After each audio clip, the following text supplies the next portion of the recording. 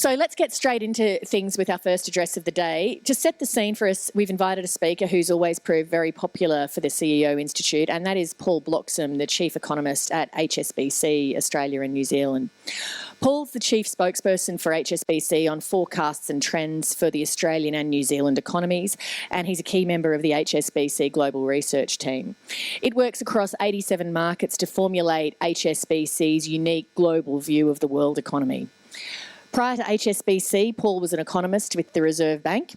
He has a master's degree in public financial policy from the London School of Economics, and most notably, he is one of the few people on the planet who can make PowerPoint absolutely fascinating. Thank you so much, Paul. Well, thank you very much for that kind introduction, Lee, and thank you very much for the invitation to come and speak to you in your 25th year. Congratulations. It's a pleasure to be up here. I should start by saying that the way I perceive my role as an economist in the market is to try to separate what is noise from signal. What I mean is there's a lot of things going on, and in fact, if you've got your phone in front of you, you're probably getting tweets from Donald Trump right now. There's a lot going on, and there's a lot of information you receive, but I think a lot of it is just noise, and the key challenge is working out which bits are really going to affect your business and the structural story, the story that drives the outlook for the economy.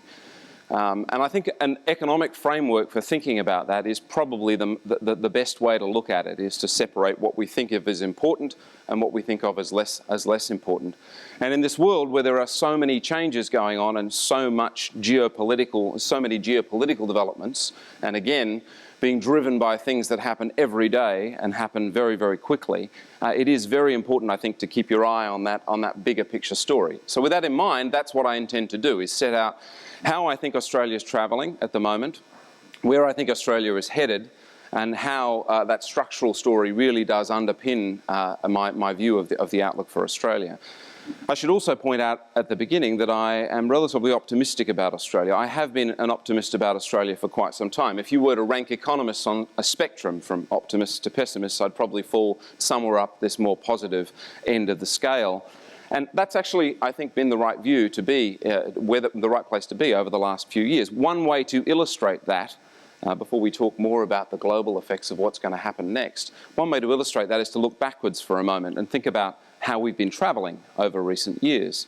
The global financial crisis arrived in 2008 and was a huge disruption to the global economy, the biggest downturn we'd seen in global growth since the Great Depression. The US went into a recession, Europe went into a recession, and the world economy has really struggled to recover from that period. We are now getting towards the tail end of the effects of that, but it's still having a bearing on a lot of what we're seeing. And in fact, you could think that a key reason why we've had a lot of these surprising geopolitical developments, the Brexit vote, the election of Donald Trump, has a lot to do with the fact that economic conditions have been weak as a result of that global financial crisis.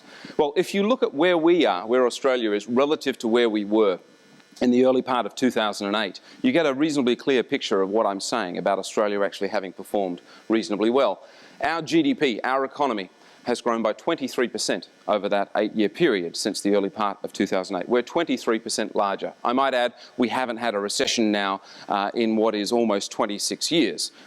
So it's quite an impressive performance. But over that 8-year period, we've grown by 23%. If you compare that to the US, well, the US economy has grown by 13%. They had a very significant downturn, a recession. The unemployment rate went to 10%, GDP contracted. In order to get the economy going, in order to get that 13% growth, they had to cut interest rates to zero. That wasn't enough, so the central bank had to start printing money, quantitative easing, to support growth.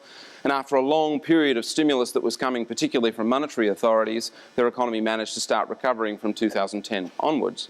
But 13% growth is not particularly impressive over that length of time, over an 8-year period. It is, however, impressive when you look across the Atlantic and look at what's been happening in Europe. Conditions there have been much weaker. They had the global financial crisis and then the European financial crisis, and their economy as a whole, if you collect it together, is only 3% larger than it was in the early part of 2008. It's managed to grow by only 3%, so it's barely grown at all in the scheme of things. Europe has tracked sideways. Even the outperformers within Europe, Germany, which has done better than a lot of the rest, is only 8% larger than it was in the early part of 2008. So you might ask why Australia has managed to get through this period growing by 23%. How have we managed to outperform? Well, a key fundamental underpinning part of that story, in my view at least, is the structural story. And that is the emergence of Asia. It's all about China and Asia. The Chinese economy, and here's the punchline, the Chinese economy is 93% larger than it was in the early part of 2008. It's grown by 93%. And Australia has benefited from that significant support from its strong ties to the Chinese economy. Now, we all know that that's also included a very large cycle for the Australian economy. And in fact, right now, you can divide that 8-year period, it's almost a 9-year period, into 2 neat halves. The first half of that period was all about the single largest ramp up in commodity prices and mining investment that we'd ever seen in the history of this country. Commodity prices got to exceptionally high levels. The iron ore price was $180 a tonne. Remember, in the year 2000, it was $13 a tonne. So this was an extraordinary rise in a range of commodity prices. It led to the largest mining investment boom we've ever seen. It went from an average over the last century of about 1.5% of our economy to a peak of 9% of our economy in 2012. Now, just absorbing that massive positive impulse from rising commodity prices and rising mining investment was an extraordinary task, because in the history of Australia, when we've had mining booms in the past, they've never ended very well. Typically what's happened is mining has taken off, wages have picked up in the resources sector, it's spread through to wage rises across the economy, the whole economy's boomed all at once, and then at the end, when commodity prices and mining investment start falling, typically the whole economy goes into a recession. Well, this time round it was managed very differently, and particularly by the Reserve Bank. Now, I would say nice things about the RBA. I don't need to. I'm not on the payroll anymore. I've been doing this job for the past 7 years, but I do think the RBA's done a pretty good job in the scheme of things. The RBA kept very tight policy settings early on in 2011. They lifted the cash rate, the policy rate, to 4.75% when the Federal Reserve was already at 0 and was printing money. As a consequence of that high interest rate, we had a very high Aussie dollar. The Aussie dollar went to 110 against the US dollar in May of 2011. Exceptionally high Aussie dollar, high interest rates held back all the other sectors of the economy to make way for that mining expansion to happen without having excessive inflation in the economy. They held back inflation. And in fact, they held back the rest of the economy. If you were in any other industry that wasn't the resources sector back in 2010, 2011, 2012, you would have been screaming.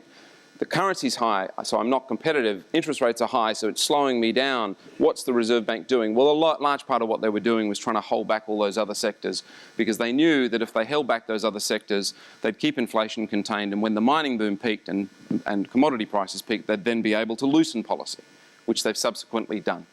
The interest rates come down from 4.75% to now a record low of 1.5% on the Australian cash rate. The Aussie dollar's followed it from a peak of 110 down to 67 cents in the early part of last year, and now we're sitting at about 76 cents on the Aussie dollar. The lower interest rates and the lower Aussie dollar have supported what I've been calling a rebalancing of growth. It's been going on for 4 or 5 years, so my clients are sick of hearing me use the word rebalancing, but that's what's been going on. We've needed to rebalance our growth away from the resources sector, which has been a significant headwind for our economy. Commodity prices fell 60%. Peaked down to the trough in the early part of 2016. Mining investment's fallen from 9% of the economy back down to 3% of the economy. A significant drag on growth. We've needed to offset it with a pickup in the other sectors. And because we were able to cut interest rates and the Aussie dollar was able to fall because inflation was contained, we've managed to be able to do that. And we've kept growing through that period of time. We've had a housing construction boom. We've had a house price boom in Sydney and Melbourne. Now that is also causing some more challenges, which we'll come to in a moment. But the house price boom and the ramp up in construction has helped to fill the gap left by falling mining investment. But it's not the only story. There's another story at work as well, and that has been that the lower currency and rising middle class incomes in Asia are seeing increasing demand for our services, for tourism, for education and business services.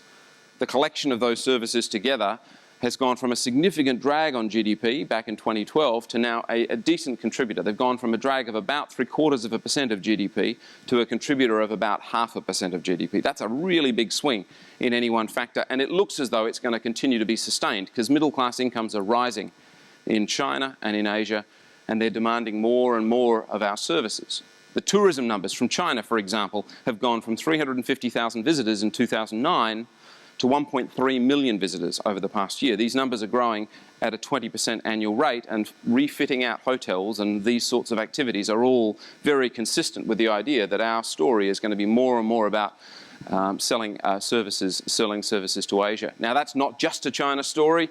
The visitors from outside of China in the rest of Asia have gone from 1.6 million to 2.7 million over the same period of time. So it's a broad-based Asian middle-class income story. You can tell similar sorts of narratives about what's going on in terms of education exports. Student numbers have been hitting international student numbers have been hitting new record highs each year in Australia, and again, we expect to see that continuing for quite some time. So Australia's relative success has been partly due to relatively good management on the part of the central bank, keeping things under control when the resources boom was strong so that they could stimulate growth in the other sectors when the resources boom came to its end, and continually about our strong ties to the Asian economies. So what does this mean going forward? Where are we headed to next? What are the next challenges? Well, this is where we get to bring to bear what's going on globally. But what I've managed to do, hopefully, is put in your mind that actually our key focus, Australia's the key driver of Australia's outperformance, its relative success, is very much about our ties to the Asian economies and the Chinese economy. It's not so much about our ties to the Western world. They're important, of course, for lots of different reasons, but that's not where our growth momentum is coming from. So when you think about the impact of Donald Trump's tweets every day, or when you think about what's happening in the US and what might happen in the US economy, or even the European economy, which we haven't talked about yet, but the developments that are happening in terms of European politics, I think the lens I always use is to look through the impact that I think that will have on China. What impact will that have on China? What impact will that have on Asia? Because they're our major trading partners. How will this have a bearing on where we're selling our goods and services, and where that success, I think, that we've had in recent years is set to continue to be driven by? And so that's the lens that I'm going to talk about. I'm going to use to talk about how developments have happened recently. I should say, on Donald Trump, as a starting point, one of the things that's quite interesting is, despite all of the volatility there is in terms of the geopolitical news and the front page news articles and the tweets and the shift to industry policy by Twitter, it seems, and even foreign policy by Twitter, as was discussed on the front page of The Australian this morning, despite all of that, markets have actually performed extraordinarily well since Donald Trump was elected, and in fact even since he's been inaugurated. Equity markets have been hitting new record highs. The US dollar has been strengthening. The US bond market, the 10-year bond the bond market has sold off. Why is the bond market? Well, what does that mean? Bond yields on the 10-year bond have gone from about 1.6%, as they were just before Donald Trump got elected, to now sitting around 2.5%.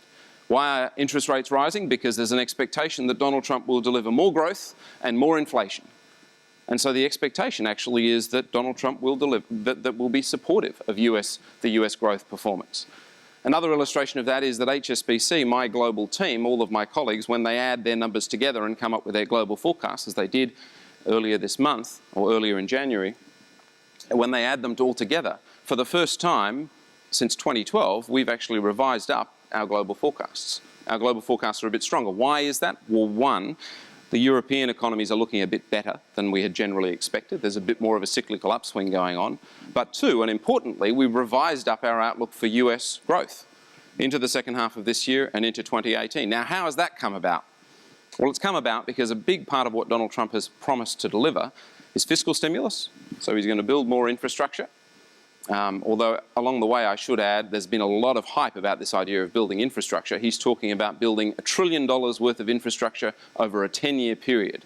And people have been saying that's going to be quite supportive of growth. What I've been saying is, well, it no doubt will be supportive of growth, but $1 trillion spent on infrastructure is about the same that China spent in the first 9 months of last year. So it is worth keeping a lot of this in context. You know, the China story is still the biggest driver of the growth story. Nonetheless, the markets have responded positively to that fiscal stimulus. They've responded positively to the idea that Donald Trump has actively talked about cutting taxes, corporate taxes, income taxes. That's seen as supportive of growth, and deregulating. There's been a rise in regulation. He's promising to deregulate aggressively. And so these things are the things the market's been mostly focused on, and that's where the market pricing has been driven. The challenge, of course, is that he's not just promising to do those things. He's also promising, and in fact the 12 executive orders that he put out last week in a relatively quick succession have quite a bit of focus on foreign policy.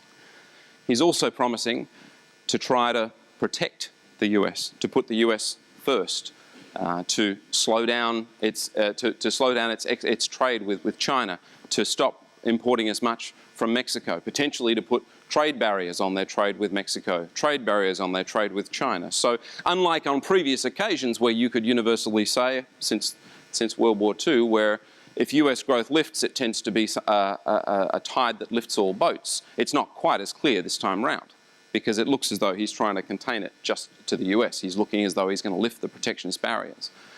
Again, importantly for Australia, if you're thinking about the Australian context in all this, you have to think about what that might mean for Asia, what that might mean for China. And the first instinct, the first pass is to say if he does lift the trade barriers and put up tariff barriers against Chinese imports, that's no doubt going to be negative for China's growth. I don't disagree with that. China does have a big export exposure to the US if they put up the trade barriers. What's going to happen though? You have to think a little bit ahead of that. Well, the likely outcome of the US putting up the tariff barriers against Chinese imports is that the Chinese will no doubt reciprocate with equivalent policy. They'll probably put up the trade barriers as well. What does the US export to China? Well, mostly they export agricultural products, corn, soybeans, all the sorts of things that come out of those red Midwest states that voted for Donald Trump. It'll be interesting to see how the farmers respond to the idea that the Chinese don't want to buy as much of or can't sell as much. The US can't sell as much of their agricultural products to China. That may be a constraint on his willingness and ability to potentially put those barriers in place in the first place. But it's also worth keeping in mind that the Chinese are not just going to roll over and let growth slow down. They're not going to just say, well, trade slowed down, so I'm going to allow my economy to slow down. They are going to almost certainly pull the lever on more of their own domestic spending. They're going to support their own growth. And in fact, if you think about a grander narrative, they've been doing that for quite some time. They've been doing it since the global financial crisis arrived. When the global financial crisis arrived, the Chinese growth model needed to shift, and very aggressively, from an export-oriented manufacturing story to one that's more domestically oriented. I think you'll see more of that. I think if China's growth slows down because of slower growth in global trade and rising protectionism, they will pull the lever on more infrastructure investment, more housing investment. They'll do more spending, potentially not even in China. It could be in other countries as well. The One Belt, One Road project of building infrastructure across their trading partners, particularly in Asia, will no doubt get a bit more momentum. Well, what does that mean? What that means for Australia is demand for iron ore and coal and hard commodities would likely be supported, I think, in that environment. Add to that story that the US is going to build a bit more infrastructure. The Europeans have discovered that monetary policy's reached its limits, having cut their policy rate to a negative interest rate, having had in the middle of last year, 10-year bonds in Germany trading, 10-year bonds I might add, Bunds, trading at minus 20 basis points. They've realised that if they cut interest rates any more, it actually could be doing more damage to their financial system than good. And so there's been a big shift in Europe as well, away from monetary policy towards the idea of fiscal spending, towards the idea of more infrastructure building. The short of it is, growth is shifting to being more nationally based. It's shifting away from being trade-oriented. It's shifting to being more driven by domestic economies wanting to do fiscal spending and more infrastructure investment, which of course means, in all likelihood, more support for demand for iron ore, coal, the hard commodities that we export. So I think that story is one of the ways to keep in mind what's going on. It's very much a China lens you need to keep in focus. China itself has some challenges though as well. It's not without its challenges. So if you step back and you think about the Chinese growth model and how it's worked and how it's likely to work going forward, it's worth taking you back to 2008 momentarily. Prior to 2008, the Chinese growth model was essentially this. Keep a very competitive manufacturing industry. Keep your currency low. This is what Donald Trump talks about, by the way. He talks about the idea that the Chinese are manipulating their currency and keeping it too low. Well, they were in 2008. We're now in 2017. It's not happening. The Chinese renminbi has appreciated substantially, and the Chinese authorities are doing everything they can right now to keep it higher, not force it lower. But nonetheless, back then they were keeping their currency competitive. How were they doing that? And to keep the manufacturing industry competitive. How were they doing that? Well, they keep a competitive currency and a competitive manufacturing industry by suppressing wages growth in the manufacturing industry. That produces all those low-cost manufactured goods. You sell them to the Western economies, to the US and Europe. When the profits come back to you, stop them at the door. You don't let them back into the Chinese economy, because if you did, that capital flowing in would drive up wages and it would drive up your currency and you would lose your competitive edge. So you push it back into the Western markets. You buy US government treasuries, US government bonds, you buy German bunds. So you buy assets in the US and Europe. That has another byproduct that's very important, and that is you're pouring liquidity into these markets, and that's keeping interest rates low in the US and in Europe. And of course that allows households, businesses, mostly households though, to leverage up and buy more of your manufactured goods. So this model works superbly well until it stops working altogether in 2008. Because what happens is that that capital that's been flowing into the US and flowing into Europe turns out to be misallocated. We all know this story. A lot of it in the US was misallocated to the household sector, subprime mortgages, people borrowed too much, people borrowed who shouldn't have borrowed. Some people borrowed 110% value of the property because they were buying a boat, as well as the furniture, and then when they left the keys in the mailbox, but they took the car and the boat and they put the furniture in the boat because they were allowed to keep that but had to hand the house back to the bank. There's lots of stories like that. There's also a lot of very sad stories of people who got caught up in all of it, thinking house prices could never fall, and of course they fell and squeezed a lot of people. A terrible story really in the scheme of things. But from the Chinese perspective, that growth model had to change. I might add Europe, just the very short version. The very short version is the Chinese lent a lot of money to the Germans lent a lot of money to the Spanish built too many houses too and had a housing bubble. The Germans lent a lot of money to the Greeks, and the Greeks built a lot of ports on islands that no one uses and paid public servants way too much to do nothing. And all of that led to a misallocation of capital in Europe as well, and so the European financial crisis. I'm simplifying things. There's a lot of other dynamics that are going on. I want to get back to the point, which is, from China's perspective, this market for their manufactured goods dried up. They couldn't sell their manufactured goods to the West anymore. They saw this thing coming. They thought to themselves, well, what do we do? Well, the first instinct would have been, and no doubt from the policymakers' perspective, is we need to fill the gap. For a while, the West is going to be weak, but when it recovers, we'll be going back to selling the manufactured goods. So they filled the gap by pulling the lever on a massive amount of housing and infrastructure investment. And that was a good story. They needed to. In fact, if you look at the numbers, they spent as much on infrastructure investment as FDR did when the New Deal was announced in 1933. It was the single largest fiscal expansion as a proportion of an economy's GDP that you'd seen since the Great Depression. That was the Chinese stimulus being delivered. But it was a good story because they needed to build infrastructure and housing. They hadn't built enough of that. They'd spent a lot of time focused on making a competitive manufacturing industry. So that drove growth, and of course it meant that we went through this period with an uninterrupted period of growth. Why? Because our mining boom, which was already going as we were supplying hard commodities to China, stopped for about 2 weeks and then got going. That's what they tell me in Port Hedland, at least, on the west coast. That was the story back then. It was that it paused for a very short moment and everyone realised actually it's all back on again. And so we had this mining boom that drove our growth through that period of time. And now we're sort of connecting to the story I mentioned earlier about Australia, that mining boom tied into the China story. Well, the other thing to keep in mind, of course, is for the Chinese to be able to achieve that, for them to be able to go from a manufacturing-led story to an investment-led story led by infrastructure and housing investment, they've had to ramp up their debt levels as well. Chinese debt has gone from about 160% of GDP to 260% of GDP. They've gone from a low debt country to a high debt country. And why have they done that? Well, they've needed to fill the gap left by weak manufacturing exports. Now, their policymakers' expectation would have been that eventually the Western economies would recover, and when they recovered, they'd start buying more of the manufactured goods, and maybe that was the growth model. They were going to go back in that direction. But as it's turned out over the last few years, they've realised that's not going to happen. The US is laden with debt, Europe is laden with debt, Europe has barely grown in that period of time. The US has been gradually recovering, but now the political environment has changed as a consequence, in part, of these economic forces. So the political environment's changed, and countries are all talking about sort of closing down the borders, trying to protect their own people, trying to protect them, apparently, with trade policy. So the Chinese need to think that that growth model is not going to be the driver of their growth going forward. The challenge they've got, of course, is their debt levels have already climbed. Importantly, though, China is a big exporter of capital. It doesn't import any capital. Unlike the other small Asian economies that all suffered during the Asian financial crisis, if you go back to 1997, 1998, they're not beholden to anyone. Those small economies had borrowed a whole lot of money from other countries to do investment at short-term, at high interest rates, in a short-term tenor.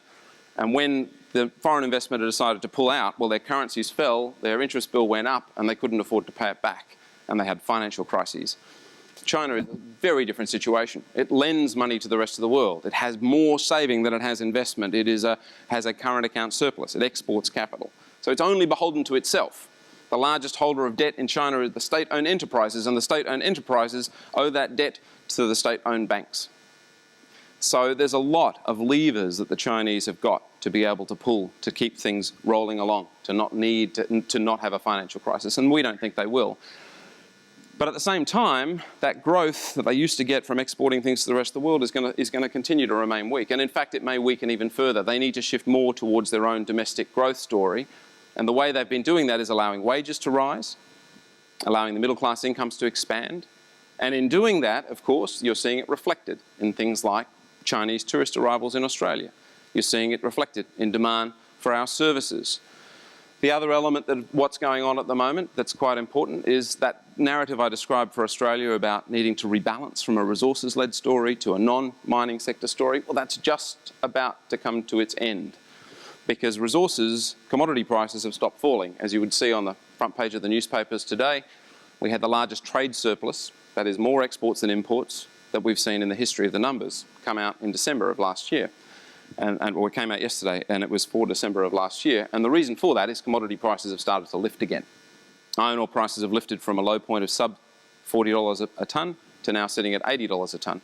Coal prices have lifted as well. So that resources story, the drag that it was putting on the Australian economy, is coming to its end. It's going to stop, I think, this year. And that is the main thing we've got in mind for the Australian economy looking into this year. That rebalancing act is coming to its end. So our central case for the outlook for Australia is that Australia is actually going to see growth lift a bit this year. We grew at about 2.4% last year, that's GDP. That's not a bad growth rate actually in the scheme of things, considering the negative forces that were at work. But we do think growth will lift to 2.8% this year. We've got in mind it'll lift to 3.2% next year. You can see I'm quite optimistic about the way things are going to play out. And what we've got in mind is that resources sector drag is disappearing. Mining investment will stop falling around the middle of this year. In the middle of last year, it was a drag of 1.8 percentage points on GDP. It was a very significant drag on the economy overall. By the end of this year, it will no longer be a drag. Commodity prices have already lifted, so they're already boosting our incomes. They're already boosting corporate profits. I think that'll flow through to tax revenues, which will be helpful for the government that obviously is looking to try and retain its AAA rating. And it will also flow through eventually, I think, to wages growth. Not necessarily a lot of wages growth, but at least enough support to keep the RBA from cutting interest rates any further. Inflation's quite low at the moment, but if wages growth stabilises, I don't think the RBA is going to feel the need to cut interest rates. Plus, they've got another challenge, which is house prices have been rising quite rapidly in Sydney and Melbourne. Household debts have been climbing, and they're more concerned, I think, about that than they are about low inflation. So I've got GDP lifting to 2.8, lifting to 3.2 next year. I think that services sector story that I've already described, the tourism, the education, the business services exported to Asia, I think that is our next growth opportunity. And it's already happening, I might add. It's not like I need to forecast it because it's actually in the numbers. It's already going on. It's just that I think those trends will continue and that will support growth. The resources sector story will start to stabilise. Growth will gradually climb. The RBA I have on hold this year. I think you should keep in mind that maybe the RBA might be considering to lift interest rates next year. That's our sort of guess at what we think is going to happen a bit further out, that maybe the next move for the RBA is up. And the Aussie dollar, we think, is probably also past its trough. 67 cents was the low point when the iron ore prices were down at $38 a tonne. But we do think that somewhere between 70 and 75 is about fair value for the Aussie dollar at the moment. Now, what could go wrong with that? Because obviously, that's a central case. That's my central case for the economy. Well, lots of things. Most of them from offshore. Most of them associated with geopolitical risks and the implications of those various things. So Donald Trump could deliver all sorts of things, and we're not exactly clear what's going to be delivered. As I say, the market pricing at the moment suggests actually he's going to boost growth, and it's worth keeping that in mind. And my global colleagues actually think that he will be beneficial for US growth in the scheme of things, albeit not necessarily beneficial. In fact, there are large risks, downside risks to global trade. US is not a big trading partner of ours, but it's obviously a big effect on the news you see every day. So keep in mind, though, you should look through it, I think, with a lens on China instead. Europe, I haven't talked about Europe. Europe presents a whole range of different risks this year as well. We had Brexit last year, the vote for Brexit at least. It looks as though the Supreme Court has now given said the Parliament needs to vote. The Parliament have voted on Sunday that they are going to go down the path of Brexit means Brexit, as Theresa May suggested. The UK is going to withdraw from the single market. It's going to start constraining the amount of immigration that can happen from Europe. There won't be freedom of movement of labour across Europe anymore, and they need to renegotiate all of those various trade arrangements they've got with their major trading partner, which is Europe. They need to try and redirect their economy and their trade focus towards another economy. And it would be very helpful if they could redirect and line themselves up with the US, but unfortunately the US looks as though it's quite complicated at the moment. And so lining yourself up with a nation that looks as though it's going to shut itself down is not necessarily what the British have in mind. So it is a tricky situation, and Brexit may still deliver quite weak conditions in the UK. That's our central case. There are other European political developments that are very important as well. The French are having an election in April and May. There's a rising populist movement there led by Marine Le Pen, the National Front. Their proposal is to put to a referendum to the French as to whether they want to be part of the EU and the Euro.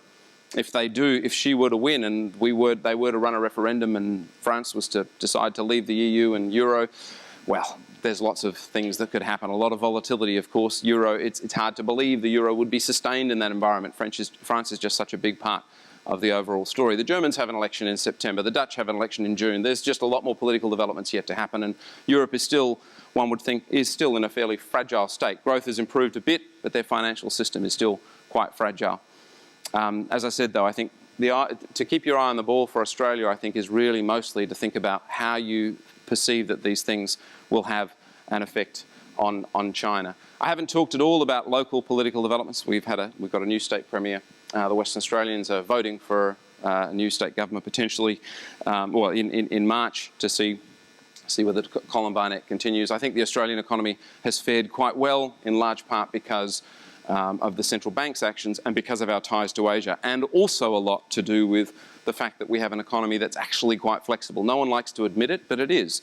When the mining boom was really strong, a lot of labour moved from the east to the west and worked in the resources sector.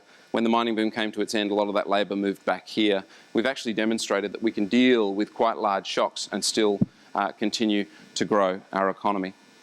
Now, I'm sure I haven't touched on a whole lot of things that you might like to talk about and that Lee's probably going to ask me all about, I hope, at least. So there are lots of missing pieces. I haven't used any of my slides, you'll have noticed. And so it's not death by PowerPoint, but the intention of the slides is partly so that I can use them to answer some of the questions that you might have, because I find the slides are quite useful for clarifying points rather than necessarily telling you about the broader narrative. As you can see, I'm quite optimistic about the Australian outlook. I think we're doing quite well. But as you can also see, in this uncertain world, particularly of geopolitics, it's those things that need to be watched carefully in terms of their implications, because those are the things that potentially create the risk for Australia going down the track. We don't have recessions in Australia that are self-generated. What we do is we have recessions come along when the world has a significant downturn, and we follow suit. So I don't think it's going to happen without the rest of the world having some sort of a downturn, but obviously the geopolitical risks are also heightened. So much. Paul, thank you very much. I think what I'll do is just ask a few questions to sort of pick up on a few points you've made, and then I'll throw it open to the floor in a few minutes. So firstly, I thought I might start with, you were saying it's important to separate the noise from the signal, which is a very logical and rational way to look at things. But at the moment, we're hearing a lot about that we're living in a post-fact world, and facts don't have the currency they once had, and certain things that we would have thought, you know, could never happen have happened, basically, and members of the public have accepted them and have voted for, you know, people like Donald Trump. They've voted for things like Brexit that are perhaps in the long term, you know, against their interests. We'll have to see how that plays out. So can we actually, in this environment, rely on conventional wisdom, such as you're talking about? Well, I think there's a few points. So the first point is certainly the political shifts we've seen. I'm not trying to discount their importance. I think they are quite important. But I think one of the, you know, it's worth pointing out that even though Donald Trump's been delivering all these tweets every day, and all these various things are headline news and it's flashed across the headlines, at the moment, US markets are quite strong, and the volatility index, the VIX index of markets, is at a low level. It hasn't taken off. It's not like what's been delivered is perceived as something that's even, the markets aren't even volatile at the moment, let alone weak. They've been strengthening on the back of an expectation that what he's likely to deliver is positive for growth. And I think that might be news to some people. I think, I think people perceive that all of this noise that's out there is actually going to do damage. Now, look, I think that there are a whole range of policy options that he could deliver, and in fact maybe some of the executive orders that he has already delivered could translate into weaker long-term growth. I think there are a range of those policies that are not going to be beneficial for US growth in the medium term. But it's, the market interpretation at the moment is something that's a bit more positive. I think that's the main message I'm trying to deliver. And I guess the other one is obviously about the shift and the importance, the ultimate importance of us really being driven by that Asia story rather than being driven by what developments in the West. With China, you mentioned that the Chinese have got a few things they have to look at if they want to keep their economic growth trajectory on track.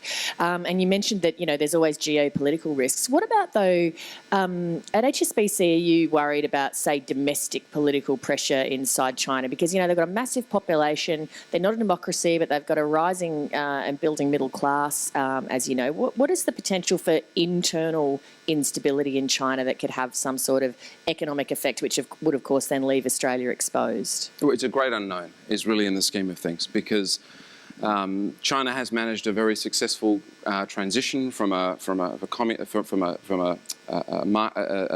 that's state-led to one that's more market-driven. I wouldn't say it's all the way there yet, but it has been managing that transition since 1978. What's quite extraordinary, actually, at the moment is that Xi Jinping was the one who was at Davos, the pinnacle of world capitalism, saying that protectionism is like putting yourself in a dark room, and espousing the virtues of global free trade lifting all boats. It's quite a shift over an 8-year period from Barack Obama delivering the same speech back in 2009. And do you reckon you can have an open economic system but a closed political one? Is that going to be able to operate in tandem? I mean, these are the great big questions that really no one knows the complete answer to. What we know is the Chinese have managed to do it so far. But what economists would say is there's something called the middle income trap. And that is, you lift yourself from quite low levels of development to sort of middle income, or low to middle income, so 25% of the leader, 25% of US GDP per capita. And you do that by very rapid catch-up. Think about it. We're turning an economy that didn't have, that was full of a lot of people who had no access to technology. You've opened the economy, and the catch-up can be very rapid because you don't need to invent anything new. You don't need to push the technological frontier. All you need to do is apply that technology, build infrastructure, build housing, build roads and bridges, and start implementing systems. And that's what they've managed to do. And other countries have managed to do it and get to that 25% level as well. But getting past that, getting past the middle income trap, requires other things, requires more innovation, for example, requires, and in a lot of countries, it requires a shift from a state-led model to a more capitalist-driven, a more market-driven system. A more tangible illustration. You can build infrastructure at a state level. You can support the manufacturing industry at a state level. But how do you shift your economy to being more driven by health services and financial services? You surely need a financial system that's deep and liquid and works, and for people to be able to feel comfortable that they are going to get, be able to spend their money on health services and not need to save it for a rainy day. These are the sorts of things that have to happen. You need what we've seen through the history of different countries' development is you need to develop a market-based system in order to achieve those objectives. So, look, it's quite possible China hits this point and can't grow as quickly as it used to. And in fact, we're already seeing it because China isn't growing at 10% anymore. It's growing now at 6.5%. And I think over time it probably will grow at slower rates. There's one chart I wanted to use because I do want to use the charts. Otherwise, everyone's going to feel like I shouldn't have brought them at all. This is one chart that I used to make this point. And the point is, China's also already partly making this transition, right? There's a lot of talk, and I've spoken a lot about infrastructure investment and housing investment driving growth and a shift away from manufacturing. Well, for all of that talk, actually the services sector in China is the red line in this chart, and it's an increasing share of China's GDP. It is now the largest share of China's GDP. It is contributing the most to their GDP growth. So underlying all of this talk of infrastructure and manufacturing, there's actually an expansion in the services sector that's ongoing and structural. And that red line is really, in my view, our next growth opportunity, is to try to tap into that as best we can. We're already doing it with tourism. As I've described, the numbers are really significant in the scheme of things. We're already doing it with education services. Education services, I might add, are Australia's third largest export. Behind iron ore and coal is education services, international students. That's been supporting our apartment sector as well, because we've been selling more of those apartments to international students. This story's got further to run, I think, as well. But there are other things we should be able to do to tap into that, and that is, things like potentially exporting business services, health services. There are lots of opportunities, potential opportunities there. I don't know what they'll be, and that's really for the business sector to determine that that's an opportunity for me, and they should take advantage of it. Can you go to the graph just as well, because I thought that was a really interesting one, the one that shows the previous one before this one. Yes. Yeah, the infrastructure opportunities as well. Everyone loves this one. Yeah. This one's a chart that my global colleague, the chief China economist, travels around with, and when I've nabbed it off him actually. So the idea of this chart is to illustrate that although China's been building a lot of infrastructure, and it has, it's been growing very rapidly, its capital stock is still very small relative to the developed world, and this is a really tangible way of illustrating it. The top left panel shows Tokyo and the subway map. Unfortunately, for copyright reasons, we haven't got the genuine article. It's a replicated one that we've done up, but you get the gist. There's lots of different if you've been to Tokyo, there's a massive subway network for a city of 13 million people. If you include Yokohama, I might add, it's 26 million, but nonetheless, the central Tokyo is 13. Beijing is beside it, and you can see Beijing with its very large population has got a more sophisticated subway map. Chengdu, which has also got a very large population, 14 million people, has got 2 lines. And Dongguan, well, it hasn't got any yet. So the point of this chart is obvious, and that is there's still considerable scope for China to keep building infrastructure. And that, of course, requires hard commodities, bulk commodities, and that's why this is a fairly fundamental story for Australia. I'll come to the floor in a second to take some questions, but just a couple more. You mentioned that you're optimistic about Australia. I talk to lots of pessimistic economists. You might even be the first optimistic one I've met. It's like a rare specimen. Nice to meet you, Lee.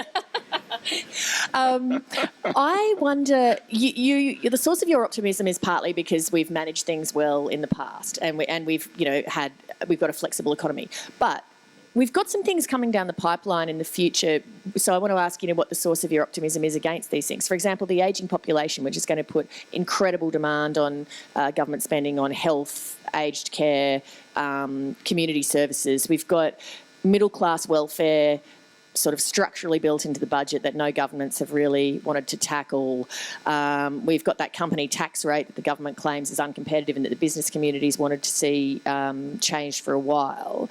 So I'm just wondering, again, when you look at some of those factors, why do you remain optimistic? Well, these are all very good points, and I think that there are certainly challenges for Australian policymakers. I don't want to discount that's the idea, and I'm very glad that the media spends a lot of time pointing out all the things that are going wrong so that the policymakers listen to a degree, hopefully, and actually make some action in that regard. I think that's a very important thing that happens. It's a part of the process. And there are challenges. We face them. The population's ageing and our health expenses are expected to blow out. The government has a structural budget deficit. That is to say, unless they make changes to their tax system, that gets them more tax revenue over time, or changes to what they're currently committed to do in terms of spending largely on health and pensions, then we will run perpetual deficits. We won't get back to surplus in a sustained way. There needs to be changes, reform that makes that happen. And that's what this chart illustrates. We've had a budget deficit now since the global financial crisis arrived, and we haven't managed to get ourselves out of it, and the government's forecasting they'll be back to surplus by 2021, which is still quite a long way away, and obviously it's reliant on a lot of assumptions. There needs to be reform for us to get back there. But at the same time, I want to show you this chart, and that is, a part of my optimism about Australia is a relative concept. Part of it is saying maybe we could do better ourselves. That would be great. I'm not discounting that idea, but let's keep in mind where we are relative to others. I mean, the European economies, there isn't any of them that looks anything like Australia. And this is net debt across the various countries. Australia is very much to the left of the chart here in terms of its net debt levels. In fairness, I have illustrated also with that black dot that net debt, we've gone from a net asset position of 4% of GDP in 2008 to a net debt position now of 19% of GDP. The trajectory is worrisome, and that's why the rating agencies are bashing on the door and saying, hey, we don't quite know whether you completely deserve that AAA rating you've got. So they do need to make reform in order to make sure we retain that. But we are one of only 8 countries in the world with a AAA rating, and we've still got quite low levels of debt. So you have to balance, I think, these stories out to a degree. Reform is needed. There are challenges, but on the flip side of that, we've also got significant opportunities. You mentioned as well the performance of the Reserve Bank as being one of the strengths of the economy. Is the Reserve going to be constrained, though? Because if governments aren't doing enough reform and they're not pulling the levers of fiscal policy, I mean, how far can monetary policy go to keep the economy afloat and keep those sort of business opportunities out there for people? I think that that we're very much at the limits of monetary policy at this point in time, and I think the RBA has been echoing a similar sort of point. Former Governor Glenn Stevens had been making points regularly that fiscal policy needs to help more. We need more reform. The monetary policy is reaching its limits. It's at its limits. I mean, we've got a cash rate in Australia at 1.5%, a record low for the RBA's interest rate. They've already done the job that they were seeking to do. That is, we've shifted growth from resources to the non-mining sectors, in part by stimulating a pickup in house building and a pickup in house prices. They are worried.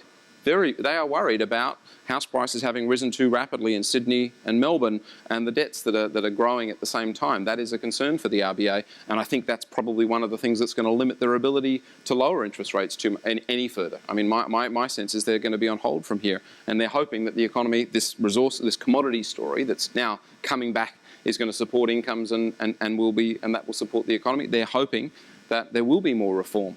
Obviously, there are huge political constraints there as well. Only having a 1-seat majority in the lower house and upper house that doesn't want to necessarily play ball means that you've got a pretty limited ability to actually do reform.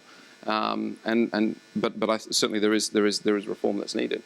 All right, let me throw it open to the floor. So we've got a couple of microphones roving around. So if you can just put your hands up, who would like to ask a question, we shall bring a microphone to you. So I've got one here. When the mining and resources boom, like slowed down and almost dissipated, what was the main reason why Australia sustained its growth? What can we attribute that to? So it might help to show a picture of these things, and that's why, as I said earlier, I bring the charts along. It's partly because often the questions get into a bit more detail, and it's helpful to be able to visualize what's going on. So this is growth in 2 sectors of the economy. Now, I might add, mining is only 10% of our economy. And one thing I think that there is certainly, and I can tell you this, an international perception that mining is a whole lot bigger than that.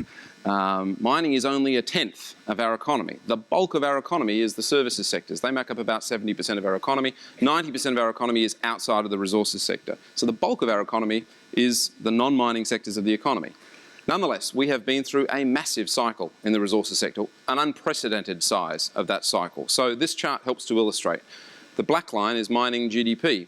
At its peak in 2012, it was growing at 25%.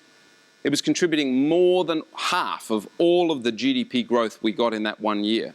So that sector was growing so quickly, so rapidly, that even though it's only 10%, 1/10 of the economy was contributing over half of the GDP. So it was an enormous positive shock, I might add, to absorb. We were building a lot of capital stock. If you talk to the West Australians, or if you're from Western Australia, you'll be vividly aware of the fact that they had the biggest boom they've ever seen. Retail sales were growing at 12% for 2 years. Wages growth was picking up. The Western Australian economy was just completely, off the boiler. It was completely hot.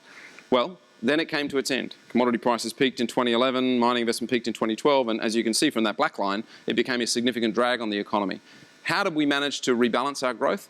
Well, my version of this story is a lot of it was to do with the fact that the RBA had a very high interest rate, and we had a very high Aussie dollar as a result of that. So a cash rate at 4.75% when the Federal Reserve was at 0 and printing money, and an Aussie dollar at 110. So what happened? Well, with interest rates at high levels, housing construction was falling. House prices were declining. Households weren't spending very much. So that sector of the household spending side of the accounts was very, very weak. People were talking about back then a multi-speed economy, a two-speed economy, which essentially meant mining's going gangbusters and everything else was weak. The manufacturing industry was screaming blue murder because the Aussie dollar was 110, so they couldn't compete in terms of their exports. The tourism industry was being held back. No one wanted to come here when we were not no one, but there was much slower growth in visitor arrivals when we were at 110 against the US dollar. And we were traveling like crazy because at 110 against the US dollar, it was great fun to go holidaying in Aspen rather than skiing in Thredbo. And so that's what we were doing. We were going to Hawaii for the beach rather than Queensland. And we were doing that. And so we were taking our dollars offshore and spending them elsewhere. But exactly what I've just described is exactly the mechanism that was at work. The RBA was keeping tight policy settings, encouraging a high Aussie dollar to keep all of those sectors contained so that the mining boom could happen without the whole economy having the top blown off it and then us having to have a recession afterwards. Holding back all those other sectors, the red line, meant that when the mining boom came to its end and they started cutting interest rates and the Aussie dollar started falling, lower interest rates and a lower Aussie dollar rebalanced growth. We've seen a pickup in housing construction. We've seen a pickup in house prices. We've seen growth shift from Western Australia and Queensland to New South Wales and Victoria.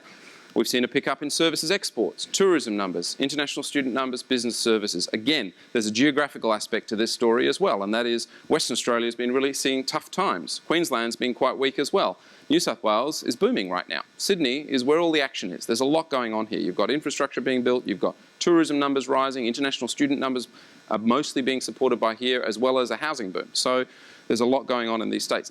That's how we've managed to get through all of this, in my view. Now, there is one missing element to this, and that, of course, is we've had a budget deficit through this period. So the government didn't really ramp up its saving when the mining boom was strong as much as it maybe could have. Maybe it should have gotten back to a budget surplus earlier, tried to save a bit more to be able to provide a bit more support for growth now. It didn't really do that, so the RBA probably had to keep tighter settings that it would have liked earlier on, and has now probably had to loosen settings even more than it would have liked now to try and get growth going. It would be helpful if fiscal policy there was a capability to provide a bit more support. There's a little bit coming from the state level, from infrastructure investment, but more would be helpful in that regard. It would be helpful if fiscal policy was more counter-cyclical rather than pro-cyclical, i.e. it's sort of when the good times are good, they've been spending more, and when the bad times are bad, they've been spending less. That's been a little bit unhelpful from a fiscal policy perspective. So I think it's mostly monetary policy that's really done this cyclical management. Okay, a question over here. Thanks, Paul. Sean Cordes. I love the glass half full approach, so you can keep that happening. My question is around tax policy in the US. We know taxes have a huge impact on the flow of capital internationally. If Trump is successful in cutting corporate tax rates, Google relocates from Ireland back to Delaware. What sort of impact do you see that happening? You talked about China doing the balancing act of investing in US bonds, in European bonds, but if we do see that sort of happening, the US is such a big economy. If money is going to flow back to the US as a result of that, what impact might that have on inflation and generally? It's a very good point, and I think you're already seeing what you're describing as being reflected somewhat in market pricing. So the reason why the 10-year bond in the US has gone from 1.6% in the middle of last year to now 2.5% is an expectation that inflation will pick up by more than previously thought. And why? Well, because of what you're describing, the fact that there's going to be more activity in the US. There's a comparison made, and it's been roughly made, between Donald Trump and Reagan. The idea that Donald Trump's going to arrive and he's going to deliver, it's a Reagan-esque type campaign. And the idea is, Reagan arrived and delivered a fiscal stimulus and got growth going. But there is a very, very large difference between the two. There are many differences between the two. But there's at least one from an economic perspective that I want to point out, and that is Reagan arrived during a recession. He arrived when Paul Volcker, the central bank governor at the Fed chair at the time, had lifted interest rates to squash inflation out of the system in the US. The unemployment rate was 9.5%. And so he arrived and said, "Morning in America," and went and spent a lot and cut taxes and got the economy going, and obviously got the credit for that. They were at a cyclical downturn and he drove a recovery. Trump is arriving at a time when the US economy is already back at full employment, despite the fact that he doesn't necessarily believe the statistics. The unemployment rate is 4.7%. The economy's at the tail end of a recovery, really, in the scheme of things. It's been recovering now since 2010. It's been a recovery that's been going on for 6 or 7 years. If he delivers more tax cuts and fiscal stimulus, that's going to mean that you're forcing an economy that's already close to full employment to do even more, and that typically drives up inflation. And if inflation goes higher, interest rates will go higher. The Fed Reserve will probably lift interest rates, but even if they don't, the market rates will go higher. And if the market rates go higher as a consequence of the policies he's delivering, including tax cuts, well, almost certainly the US dollar is going to strengthen. No matter what he says about perhaps wanting and hinting, I'd like the currency to go down, well, every set of policies that he's talking about delivering is stuff that's going to drive the US dollar to be stronger. More fiscal spending, tax cuts, deregulation, driving growth more at a time when the economy is almost fully employed, drives up inflation, lifts interest rates, drives capital back to the US. Policies to restrict capital from leaving the US and forcing companies to repatriate funds, that forces the US dollar higher as well. Tariffs, putting tariffs on their on imports into the US, that will encourage money to move back to the US as well. All of it looks like US dollar strength, and that's our view. The US dollar is likely to strengthen further. I've got time for probably 2 more quick questions, so pop your hand up and I will come to you. It's not the questions that aren't quick, it's the answers. Over here, there's somebody here, and then down the back, so 1 and then 2. Thank you. Thank you very much, Paul. I'd like to talk to you about agriculture. You mentioned it very briefly, but that's my industry, and with the fact that we're corporatising the agricultural industry and getting much more professional, much more efficient, and I believe with what they're doing in Northern Australia, where the water is, do you believe that if America do start doing the tariff thing, Asia might start to look at us a bit more seriously, and also Britain might start to look at us as a Commonwealth country? And do you see that we could start to have agriculture as a greater GDP player than it is at the moment? Yes, and thank you for the question. I don't often mention agriculture because in the scheme of things it gets lost in the bigger scale. But I do see significant opportunities for the agricultural sector, partly due to Asian demand and rising middle class incomes irrespective of trade policy, but also because if there is going to be rising trade protectionist barriers out of the US and they don't play as big a role in the global agricultural export story, that does present Australia with an opportunity to sell more products. I think the particular opportunities are probably in the higher grade products, meat, dairy, sugar, edible oils. If you look at the history of countries as they develop, as middle class incomes rise, there's a big shift away from, you shift from eating more grain for getting your calories to eating more of those higher grade products. I think Australia also has an opportunity in terms of trying to distinguish itself as a high quality, safe product. And I think the agricultural sector is already getting a fair bit of support from that story. It's already happening. The thing is, and the key thing to keep in mind is, and I'm glad you mentioned the corporatisation, because for a long time I've suggested in my writing, the way to improve this is to improve productivity. These operations benefit substantially from economies of scale, and so in order to make this a bigger story, that's the natural way that needs to happen. It needs to become more corporatised. There's a lot of political sensitivity to that suggestion, but that's how it works. That improving productivity makes you a more competitive exporter. But importantly, it's only 1.5% of GDP in Australia. And that's why we spend a lot of time talking about the services sector, which is 70% of GDP, and the mining industry, which is 10% of GDP and has been obviously growing very rapidly. There is also, the agricultural sector could become a larger share, but even if it doubled in size over a decade, which would be great, it would go from 1.5 to 3. So it's an important thing if you're in that industry, and it's certainly, I think there's considerable scope and opportunities, but it's not clear that it's going to affect the macro story in a really big way. Last question. Name's Chris. Thanks for the positivity. I enjoy that as well. You haven't mentioned India at all. Do you think they're going to have a play in the market, and what opportunities is there for Australia to get into the Indian market? I haven't mentioned India at all. You're absolutely right. Amongst the many things I haven't mentioned. But thank you for raising it. Look, I think we've turned quite positive on India. We are quite positive about India's growth prospects. And I guess one way to illustrate this is one of the charts at the beginning. In fact, it's my first chart and one of my favourites. If I put up one chart, it's usually this one, so I should put it up. This is the share of world GDP accounted for by these various economies. The US share is falling, China's is rising on a PPP basis, which I won't try to explain right now, but if you're interested, I can talk through it. China has become a larger economy than the US, but the main thing you get from this chart is obviously the trajectory. China is a rising share of global GDP, the West is a smaller share. That's very clearly illustrated by my numbers before, up 93% in 8 years. While the US is only up by 13. India's on that chart as well, the green line, as you can see. So it's a rising share of global GDP. It's catching up. It's got a lot of potential to catch up. It's growing at about 7% at the moment, year on year. I think the big change has been that they elected a reformist government back in May of 2014 with the election of Narendra Modi, a very successful chief minister of Gujarat. He'd done a lot of reform in that state to get that economy going, and he's trying to bring that to the national level. Much trickier business because they've got 30 different states that all run in different directions and are all regulated separately. But he's trying to bring that reform model to the national level. And he's had a couple of, well, one or two successes. He's introducing a VAT tax this year. They, as you may have seen in the headlines, have been demonetising, trying to get the money supply, the illegal money out of the system by demonetising. There's a whole lot of reform that's going on in India. I think the other thing to point out is India's still sort of 15 years behind China in terms of its level of development, at least, if you sort of map the two together.